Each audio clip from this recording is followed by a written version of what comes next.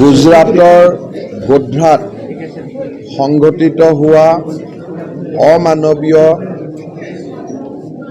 হত্যাকাণ্ড যি সবৰমতী এক্সপ্ৰেছত সংঘটিত হৈছিল তাৰ ওপৰত দ্য সবৰমতী এক্সপ্ৰেছ বুলি এখন চিনেমা প্ৰস্তুত কৰা হৈছে। যি চিনেমাখন নানাৱতী নায়ক আয়োগৰ তদন্তৰ আধাৰত আৰু পৰৱৰ্তী সময়ত গোধ্ৰাৰ হত্যাকাণ্ডত দিয়া ন্যায়িক ৰায়দানসমূহৰ ওপৰত প্ৰাসংগিকতাৰে এখন বোলছবিলৈ ৰূপান্তৰ কৰা হৈছে।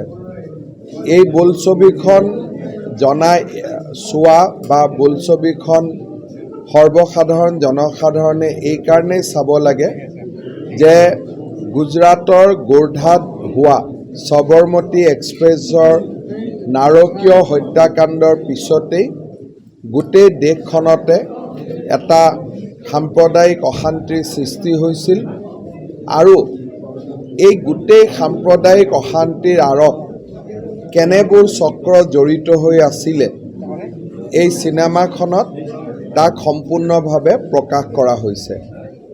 মই ভাবোঁ যে এই চিনেমাখনৰ জৰিয়তে আদালতৰ পাতত থকা সত্যক জনসাধাৰণৰ সন্মুখলৈকে উলিয়াই অনা হৈছে। মই সকলো ৰাইজকে সবৰমতী এক্সপ্ৰেছ চিনেমাখন চাবৰ বাবে অনুৰোধ জনাম। ঘৰত আনন্দ আৰু সম্পৰ্কৰ চমক বজাই ৰাখিবলৈ জৰুৰী হৈছে সকলো আনন্দময় মুহূৰ্তত মৰমৰ উপহাৰ দিয়াটো। সেইবাবে মধুশ্ৰী জুৱেলাৰ্ছে আনিছে সকলো ৰঙীন ক্ষণৰ বাবে বিশেষ গহনা।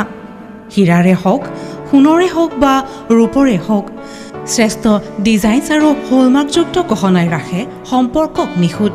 তেনেহ'লে আজিয়ে আনক আনন্দ মধুশ্ৰী জুৱেলাৰ্ছৰ সৈতে। যোগাযোগ কৰক 7002800341 নাইবা ভিজিট কৰক LNB ৰোড, নলবাৰী, অসম।